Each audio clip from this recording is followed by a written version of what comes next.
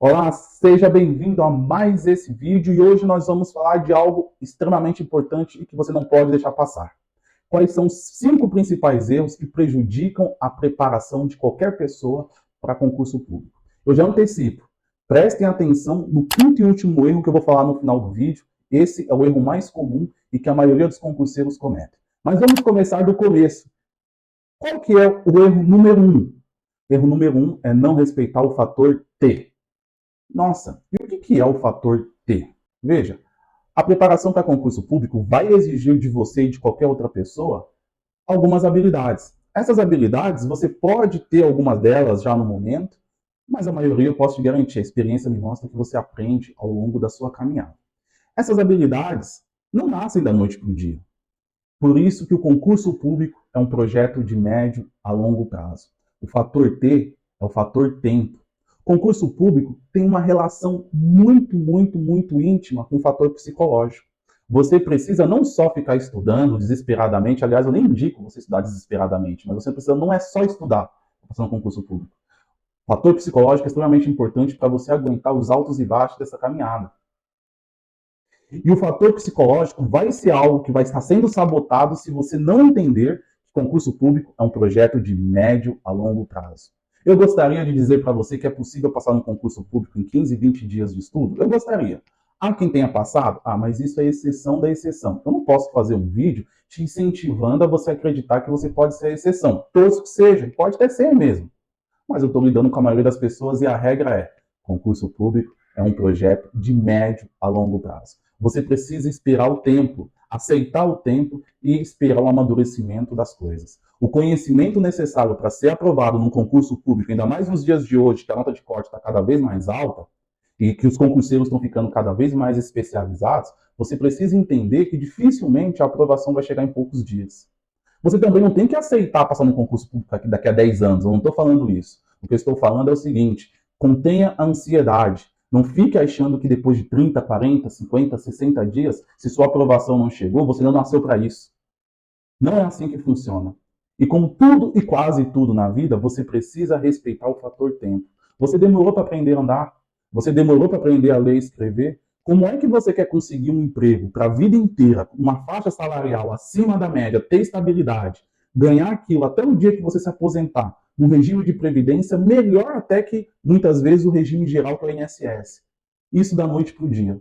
Se as coisas mais banais da nossa vida, que é andar, não tão banal assim, mas aparentemente hoje a gente faz de maneira mecânica, sem perceber que está fazendo. A gente precisou cair aproximadamente 2.000 vezes, porque é isso que os estudos revelam. Quem aprende a andar, antes de conseguir andar efetivamente, correr livremente, cai aproximadamente 2.000 vezes. Como é que, para andar, você precisou cair 2.000 vezes e para concurso público isso vai acontecer em 15, 20, 30 dias? Aceite o fator tempo, que a caminhada e o processo de evolução dos estudos vai ser algo muito melhor trabalhado se você entender que o tempo vai ser necessário e contra ele não se luta. Qual que é a segunda dica? Não ter um planejamento. Olha, não dá para ficar estudando de maneira aleatória. Não dá para um dia você acordar e falar: vou estudar tal matéria, vou estudar qual matéria. Hoje vou ficar estudando só essa matéria. Amanhã eu decido o que eu vou estudar amanhã. Você precisa ter um cronograma de estudos, um cronograma adequado. Você precisa, primeiro, ter em mente as matérias do concurso público que você vai prestar, quero que você tenha mais facilidades e menos facilidades e criar um cronograma ali de evolução e de estudos diário, ou então quase que diário, porque você precisa ter sua folga também, claro, mas você precisa ter um planejamento em que você sabe todos os dias qual matéria você vai estudar, por quanto tempo estudar e qual vai ser o método de estudo daquele dia. Terceiro erro é estudar sempre do mesmo jeito. A maioria dos concurseiros, quando estão começando a se preparar para concurso público, eles estudam sempre do mesmo jeito, em regra do jeito errado. Ou seja, a pessoa vai prestar concurso, não sei para quê, mas estuda português, ali lendo as apostilas de qualquer jeito, estuda atualidades, também lendo a apostila, grifa ali, faz resumo. Olha, gente, as matérias são diferentes. Você precisa ter estímulos diferentes a cada matéria. E você gosta em proporções diferentes das matérias. Tem matéria que você gosta mais e aprende com mais facilidade, tem matéria que você gosta menos e vai ter mais dificuldade, e isso é todo mundo, viu? Então, nas matérias em que você mais tem dificuldade, você precisa estudar de um jeito que vai ser um pouco diferente daquelas matérias que você tem mais facilidade. Isso é normal. O que você não pode é começar os seus estudos achando que para todas as matérias o estudo tem que ser do mesmo jeito.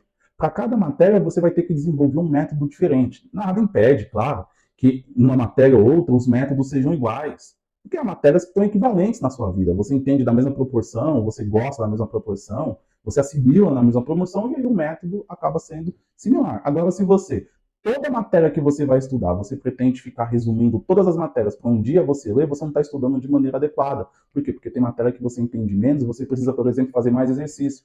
Você precisa fazer, por exemplo, um resumo com um pouco mais de detalhes do que a outra matéria que você entende mais. A quantidade de exercícios passa a não ser tão essencial, o seu resumo ele precisa ser mais objetivo e às vezes nem resumo você precisa apenas de alguns mapas mentais.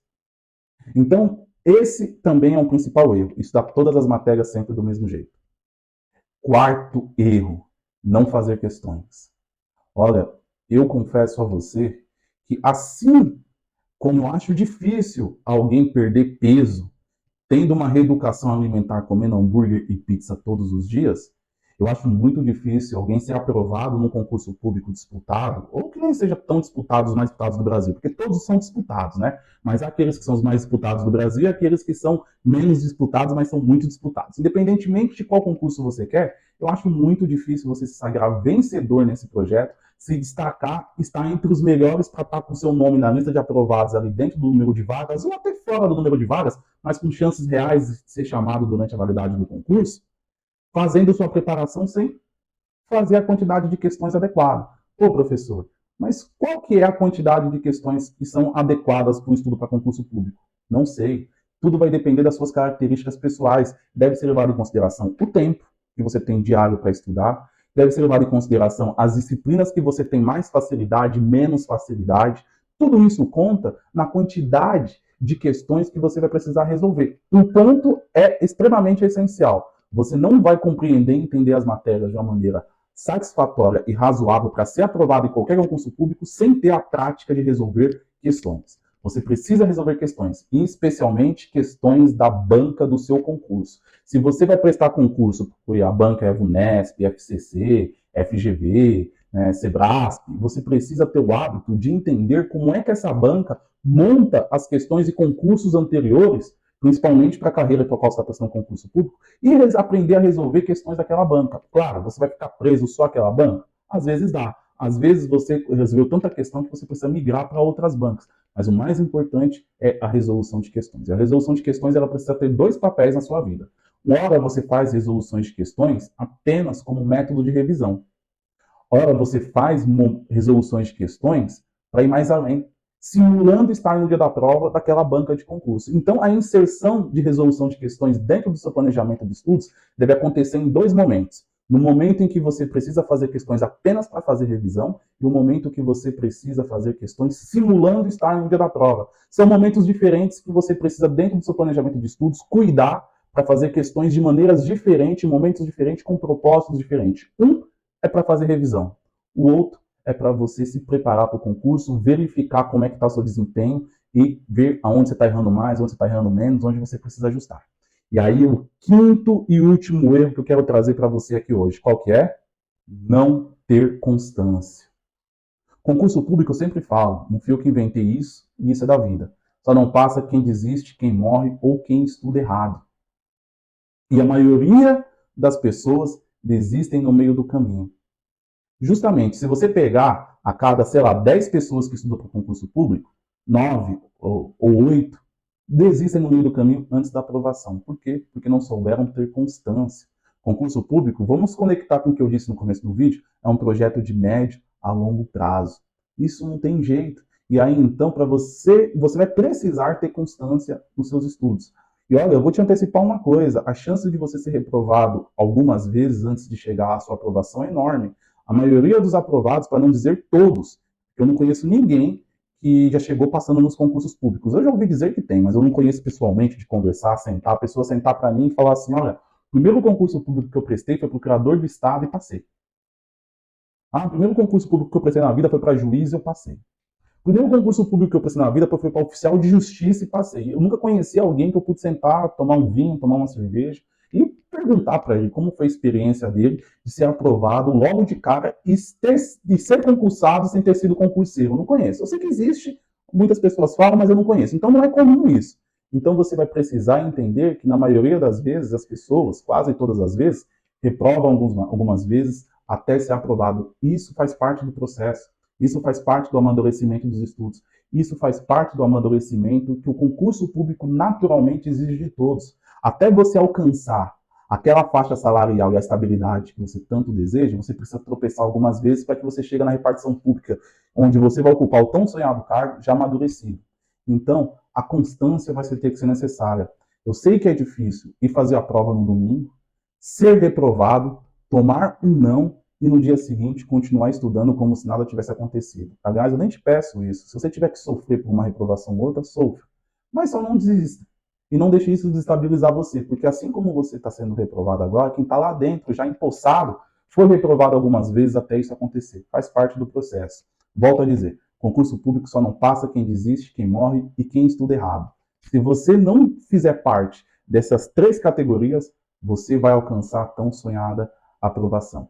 Perfeito? Aqui, desde já agradeço a sua participação, você ter ficado aqui assistindo esse vídeo até esse momento. Mais uma vez eu digo, não se esqueçam de se inscrever no canal, também me sigam lá no Instagram, e aqui na medida do possível por essas 2 ferramentas, tanto o canal do YouTube quanto o meu Instagram, eu tento passar diversas dicas para que seja possível você alcançar aquilo que eu já alcancei hoje e que eu sei que é o sonho de muita gente, deve ser o seu. Ser aprovado no concurso público, ter estabilidade, poder ter uma vida melhor e dar uma vida melhor para as pessoas que você gosta, tá certo? Vejo você no próximo vídeo. Obrigado pela audiência.